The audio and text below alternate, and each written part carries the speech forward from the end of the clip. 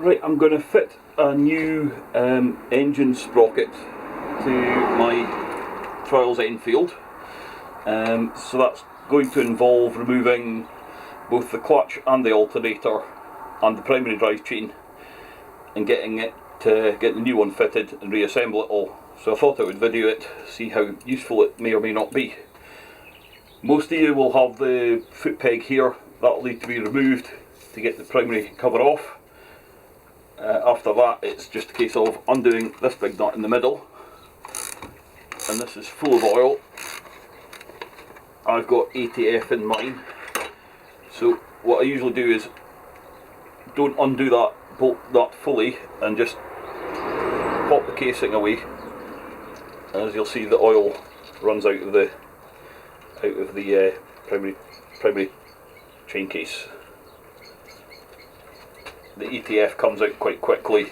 More standard 2050 engine oil will be a bit thicker, take a bit more removing. So we'll undo this bolt fully. What's funny? It's actually a nut, yeah. And just pop this off. Hopefully, we'll be able to get it past the brake lever, which I won't. So I'll just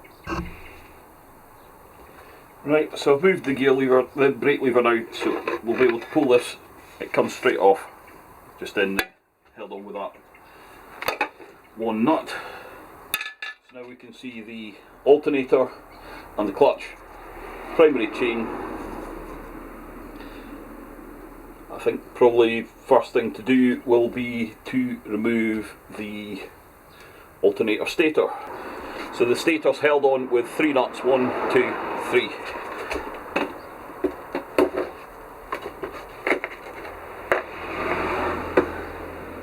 I can't remember if it's a 10 or an 11 mil. I have a feeling it's an 11. Yes, it is.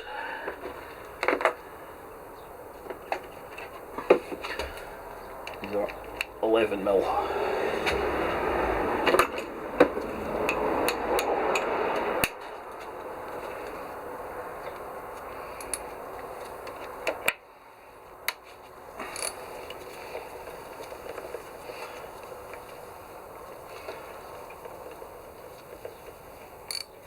From memory, these are an oddball size. I think these may be M7, so be careful not to lose them.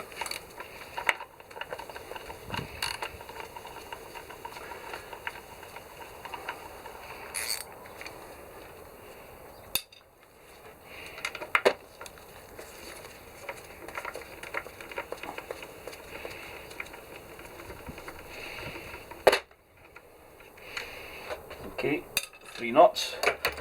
There are 3 washers on here, and this should just pull.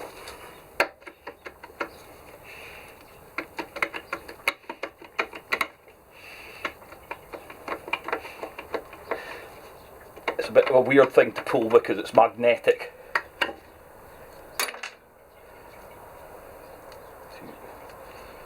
3. I usually just hang it on the central stud there. 1, 2, 3. Yes. Not sure what that was that fell down. I don't think it was part of the bike. Okay. Well, since we're on undoing things, we may as well take the clutch off as well.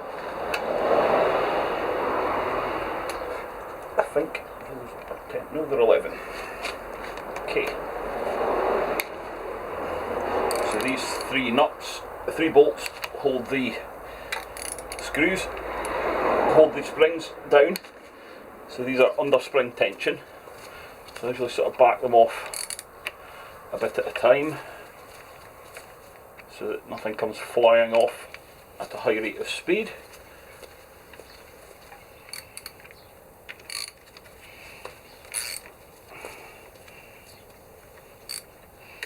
Okay, one. I find the primary cover is a handy place to put all of these parts, a nice clean place to put them down. Okay, 3 bolts out.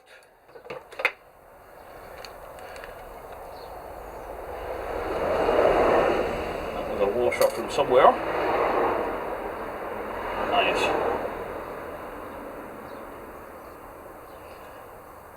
So we've got our plate with our 3 springs on and 3 other springs. 1, 2, 3. Now, due to the idiosyncrasies of Enfields, the various different clutches, clutch inners, clutch outers, I found that this one didn't get enough stack separation. These posts are effectively too short, so I fitted just a single washer on the end of each post to allow more movement in and out on the clutch. They're a bit of a fiddle to put back in when it comes to reassembly, but we'll manage. Okay, so having removed the springs and outer plate, we can take off the pressure plate. This should just slide off.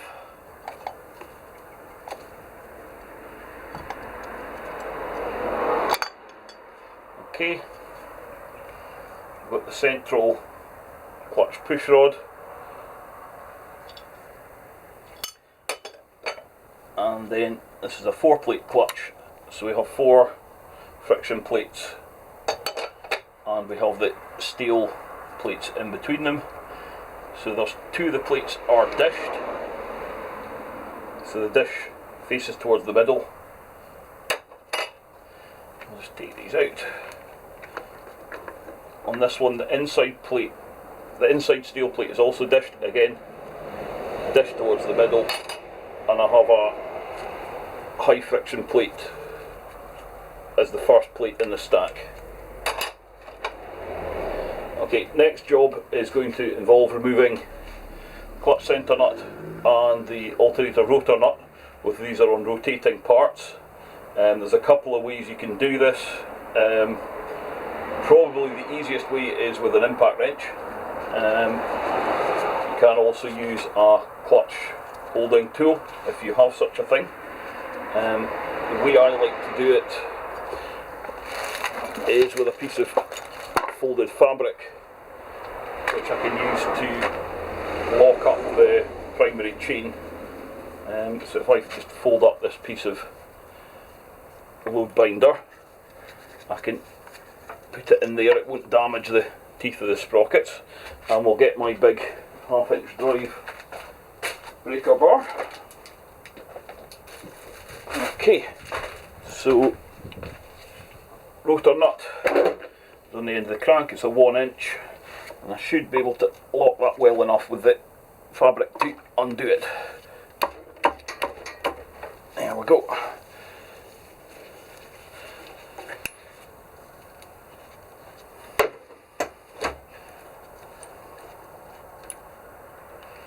So we've got the rotor nut there, and you may notice the big spring washer that goes under it.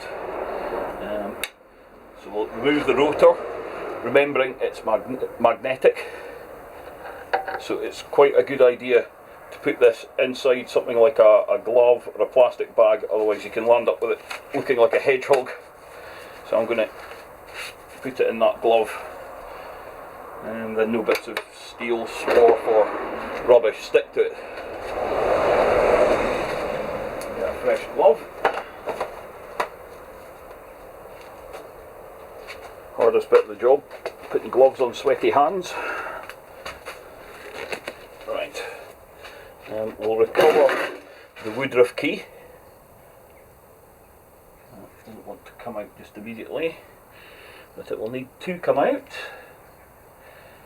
You usually just tap it out with something gently. We'll find that's a little piece of alloy plate there, that will do nicely. So we'll just give that a tap, keeping a careful eye on it so we don't lose it. Right, that's loosened it. And that's the woodruff key out. I usually just stick that to the rotor because it's magnetic, it'll stick. And then we have a spacer. That's the engine sprocket ready to come out now, but I also want to undo the clutch centre nut. So we shall find a suitable socket. Too small.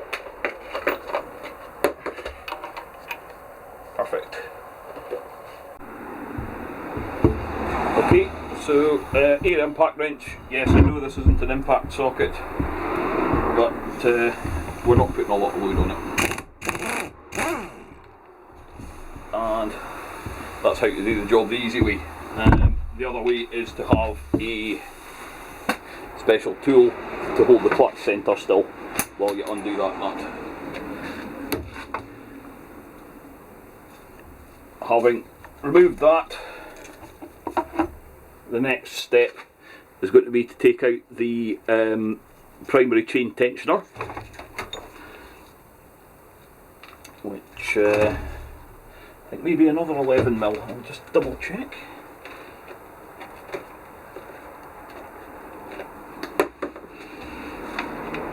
Yeah. Bigger. 13.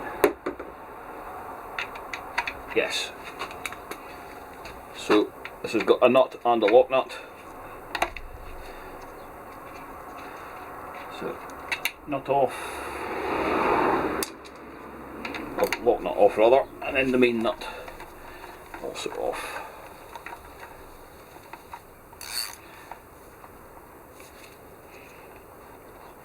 And there's a washer under there. It's quite a big 4 washer, so again, don't lose that.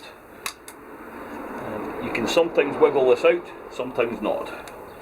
Just depends how it's wanting to play.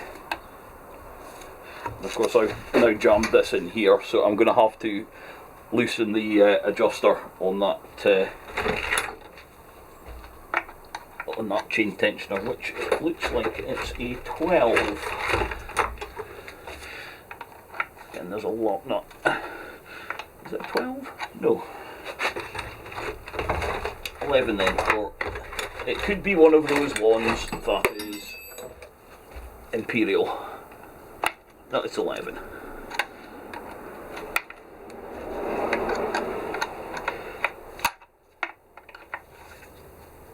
So loosen the lock nut,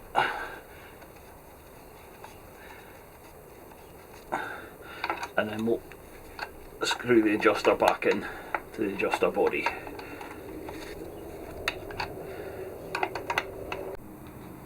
Right, back to it with a charged battery. So I've got that backed off, and I've pulled the piece of webbing out of the chain, so this is nice and loose now. So the chain tensioner will just slide out. That's the chain tensioner. Don't worry about these grooves. Once it's worn them, the rollers of the chain run on the plastic, so it's normal to have grooves worn in this. You can see the adjuster there, and drop the spacer. It has a spacer in it. So having removed all of that, it should now be possible to just pull the whole clutch basket and engine sprocket off the engine.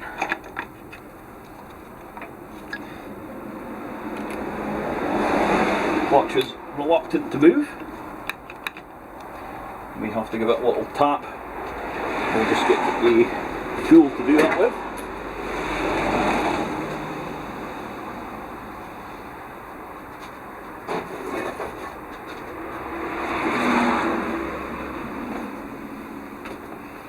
You sometimes need a puller for this, but I've never had to in the past, so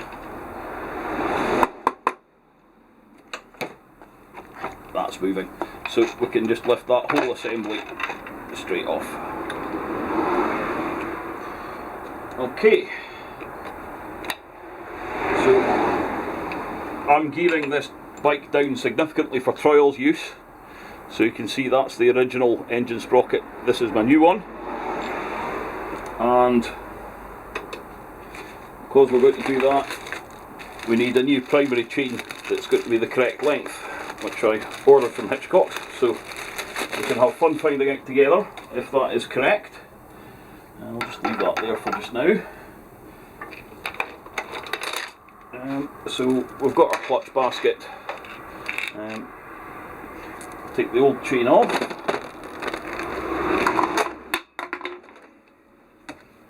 Worth having a look at the back of the clutch basket just to make sure it's not got any damage or wear on it. This seems in pretty good nick. Yeah. So we'll put the primary chain round the clutch.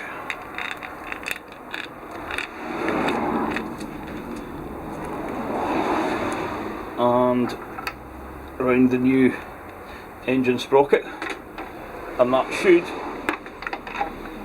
if we put them both on together, they should go onto the splines.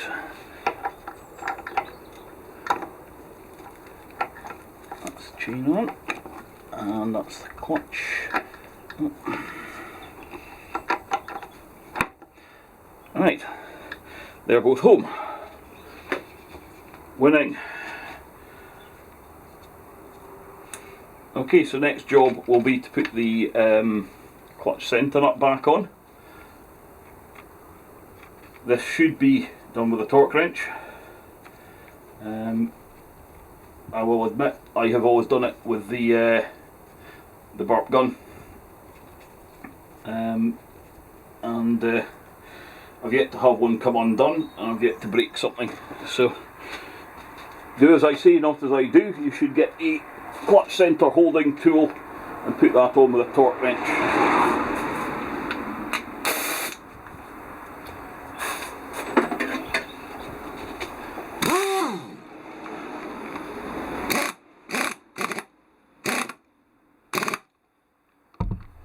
That's on.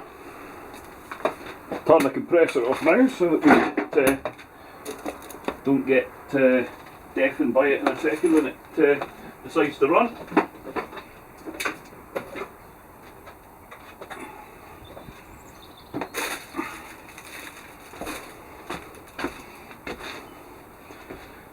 Okay, so we're reassembling the primary now. So we've got our spacer in there. I'm just going to turn it with a kickstart, so I've got the woodruff key facing up. No, I can't do that because obviously the clutch is out. I can manage by hand. Right, so we've got the gap for our woodruff key. So we'll slide that into position.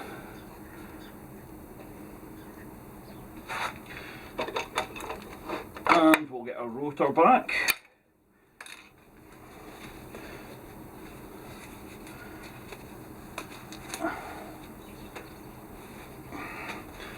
And that should just slide on, making sure we don't knock the key out of position as we do so. So the key's in place. And we've got our lock washer and centre nut.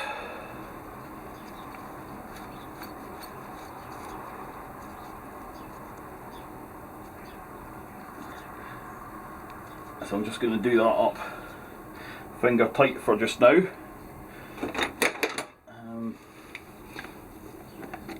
I'll finish tightening it once we've got the clutch reassembled.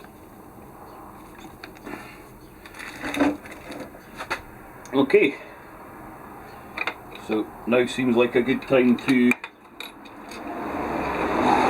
the tensioner back in, and we'll see how we are for clearance on this this new primary chain.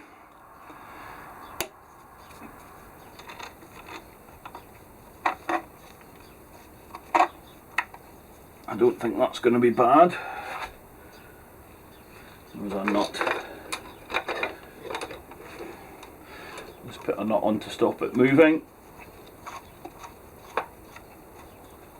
And we're going to have to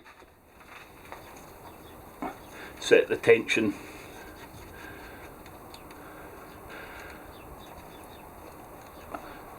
with this annoying adjuster again, although it's easier to screw it down than it is to screw it up,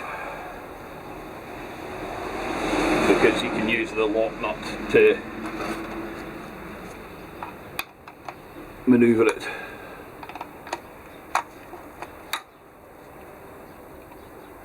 That doesn't seem bad. Once we've got the clutch back in, we'll do the final adjustment on that.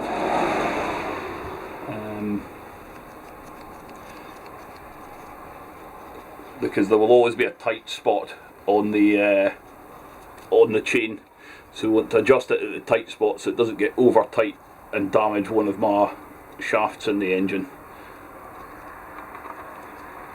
I'll do for just now though. Okay, clutch reassemble.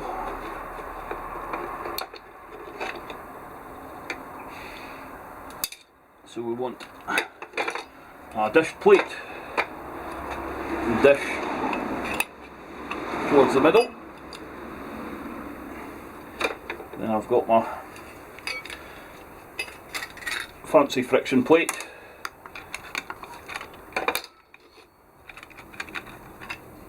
And then we just alternate plain and dish plates.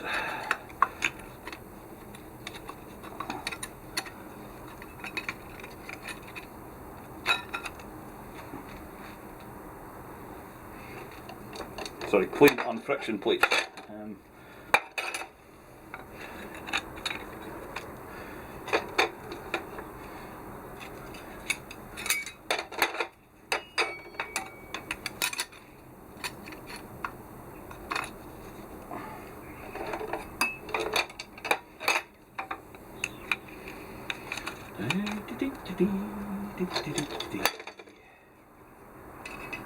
Okay, so last plain plate is again dished, dish to the middle,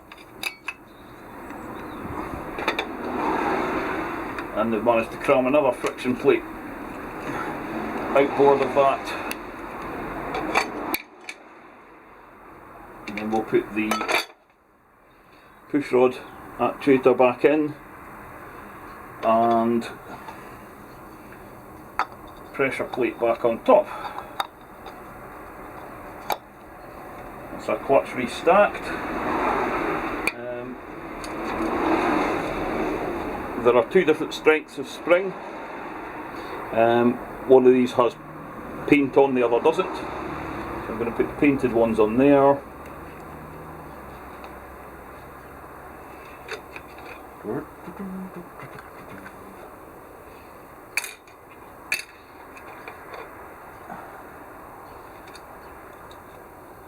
And then we have the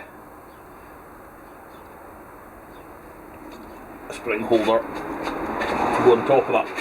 Now, from memory, these bolts aren't long enough. Yeah. So I'm going to turn you off and find some longer bolts to get this bolted down, and then we'll finagle it round. Right, so you'll be able to see I've used these two longer Allen head bolts to compress the springs, and that pushes the whole plate in far enough for me to get this bolt started. As I mentioned before, I've used some washers to lengthen these posts. That's a bit of a fiddle, but you can fidget them in and push the bolt through. But having got one in, the rest of it sort of goes much more smoothly. So I can tighten this one down, and then we'll take these longer ones out and get the other ones started. So I can take this overlong one out,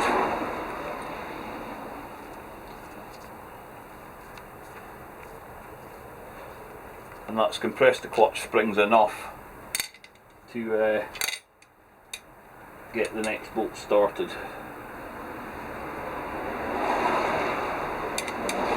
Washers, and will I get the washer in? I should be able to.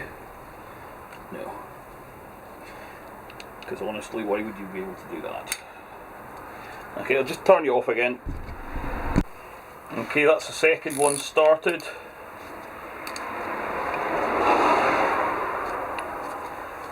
Get that wound in almost all the way.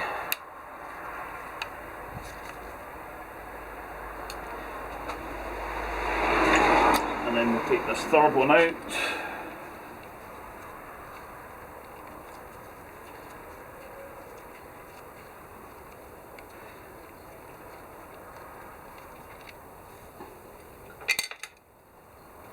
And have I got enough of a gap? No, I don't, so I'll just need to back these off slightly so I can sneak my washer in.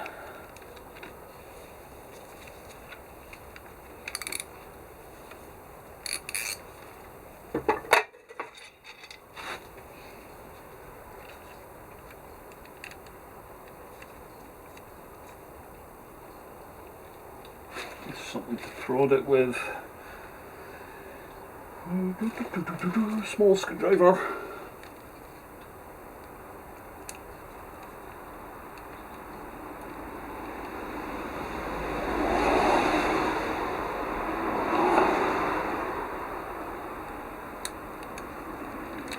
There we go. And we've got it.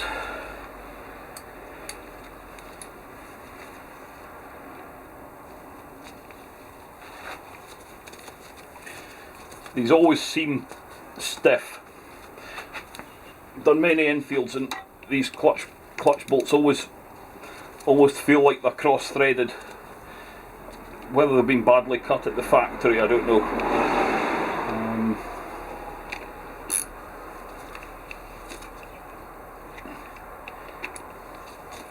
But hopefully that's us tightened down.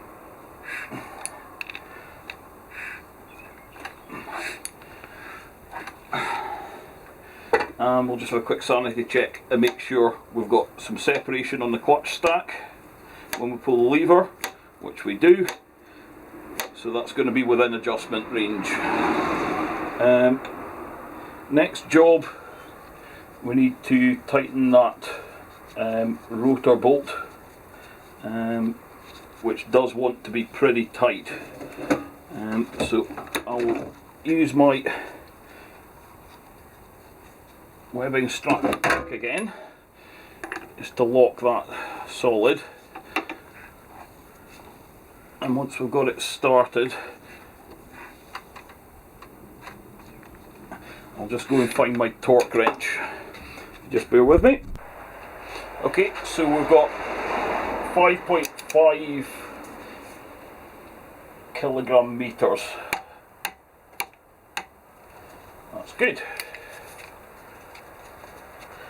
Now, the more observant of you may have spotted a deliberate mistake. I've forgotten to put the lock washer on the clutch centre nut. So I'm going to take that all apart again and reassemble it with that lock washer in place. Okay, that's back reassembled properly. I'm just going to check my tension. The primary chain. That's a loose point. I fully expect this to stretch slightly, so I'm actually adjusting it slightly over tight. I think that'll do. Once it's run a bit, I'll check the tension and readjust it as necessary.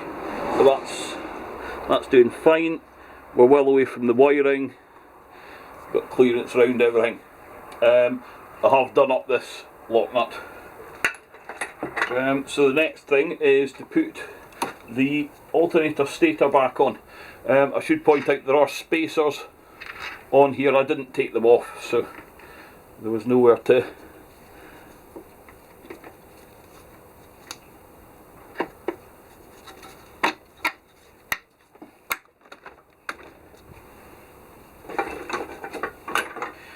just push that back onto its studs.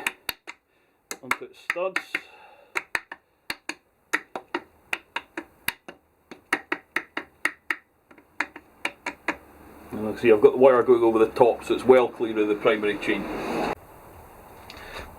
So again, I forgot another thing, which was to put the washer and lock nut back on the chain tensioner. I put those back on and tightened them down. So we'll put the stator back on.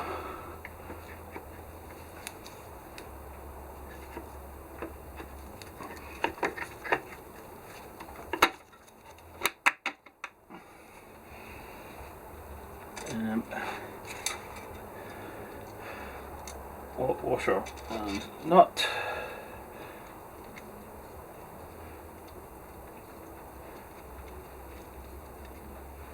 We'll do that 3 times. Okay, so these nuts are back on. I've not tightened them fully down, just sort of hand tight. The next job is to set the gap between the rotor and the stator. I find one of the best ways of doing that is to use some aluminium shims made out of beer can. If I slide those into the gap, we can quite successfully set the clearance.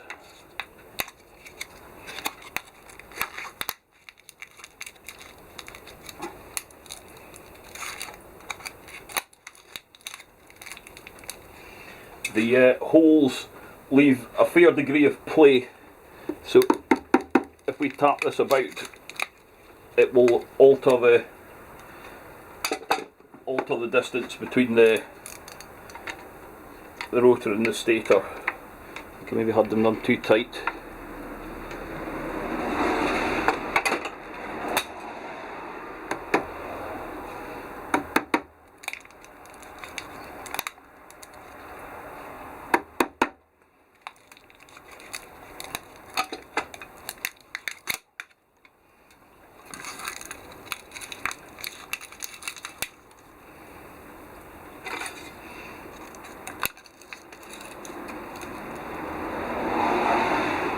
There's more shims somewhere. Where did I put them? Okay, I've got my shims found in, so I should be able to just gently move all of these in and out in the gap. And if you're not happy with where the gap is, you just need to tap the outside of the stator until you reach a point where you can move all of these shims. It can take a wee while.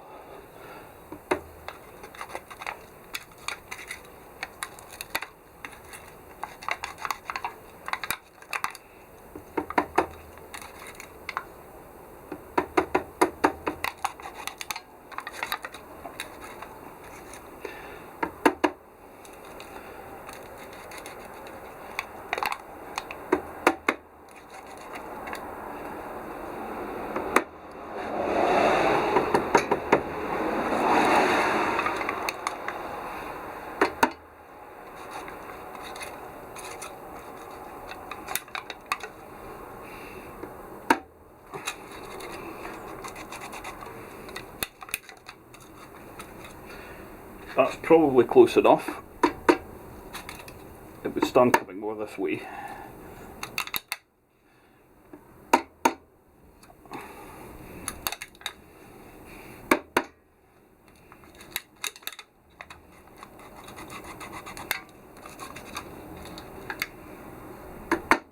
This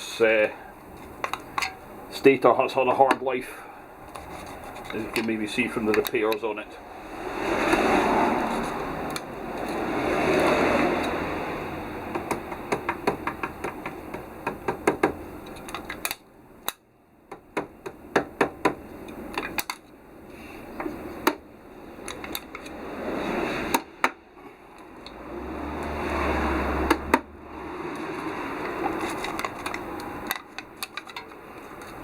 Right, I think that's good enough. So we've got that. As long as there's a gap for these shims to move, we've got enough of an air gap to be going on with. So what we'll do is we'll tighten this down and then just check.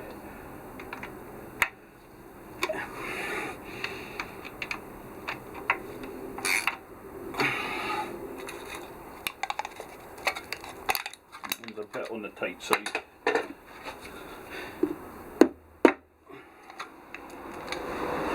Not happy with that, so loosen them again.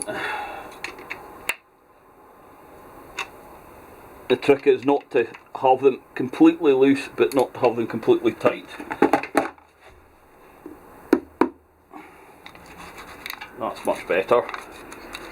Yes.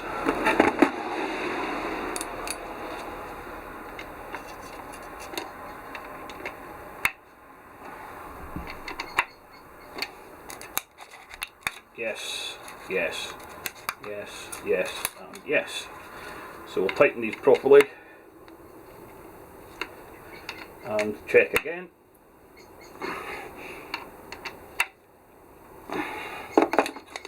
Yes, yes, yes, yes, and yes. So that's all good. That's our alternator air gapped. Change tension, clutch is reassembled, clutch stack is moving, lock nuts tightened. We're ready to reassemble the cover.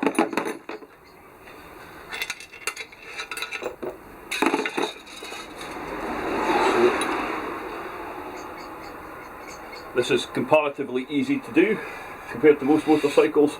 There's a great big O-ring all the way around here, which does a pretty good seal. We want to just make sure there's no muck on it. It's got a light coating of oil. Just double check that our wiring's not going to get trapped, and we just reinsert it over the top of that stud and put our centre nut back on. It's important not to over tighten that. I have seen these buckled. It should come to a stop, but use common sense. There is a stud to stop it, that dowel, which prevents it rotating in this axis. So we've got that on, and if I can find my spanner.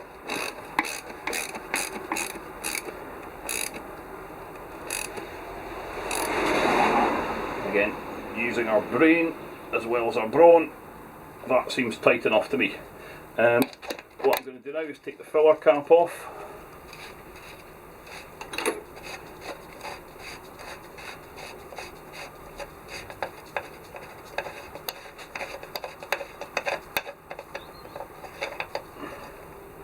Which does have a sealing washer. Okay, so we've done up that centre nut, O-ring's nice and clean, and we've taken out the filler cap.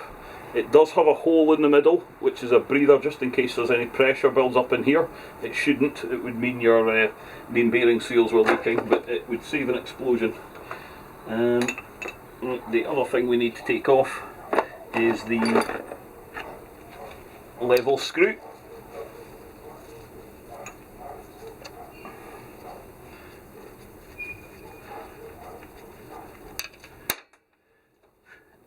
And we're ready to fill this with the lubricant of your choice. I'm going to use automatic transmission fluid. Okay, so it's time to fill this up with the fluid.